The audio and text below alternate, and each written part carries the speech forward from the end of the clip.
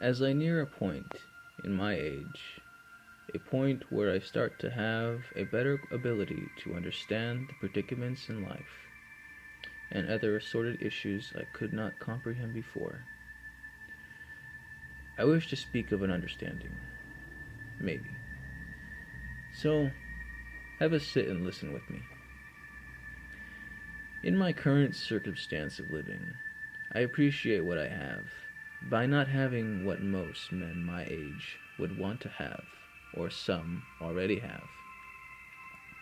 And this is something, and this something would be the illusion most men fall prey to. This snare I speak of is being a providing family man. Now, don't get me wrong, I used to be all for this, and to some degree still am. Yet, not for it to ever be a chapter in my life.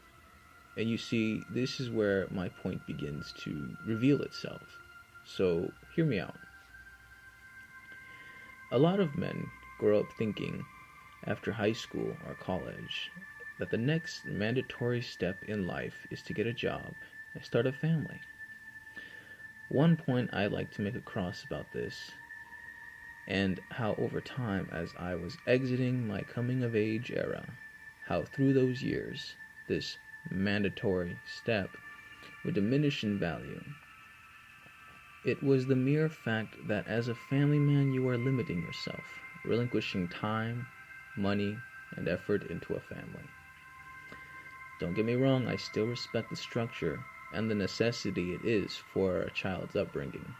The problem is that in this day and age, in my generation and the generations after and those to come, the women seemed to have become more and more vile, having vulgar attitudes, respecting nothing but their egos and social statuses, Facebook, Twitter, Instagram, etc. It's not just the women though, but it is also the men. They allow themselves to be trampled by the pressures of society and to be influenced by it, giving no effort to better their lives. Following role models that have no morals or direction. This can also be summed up to the role models for women as well. And in most current marriages and relationships, the women begin to tear away at the man's masculinity, beating him down to a pulped beta. Some avoid this, but many fall to this, knowing nothing of women's nature. Because of all this, there is no respect for the positions in a family. Instead, women try to lead the family, keyword try, believing all the audacity that the media distributes.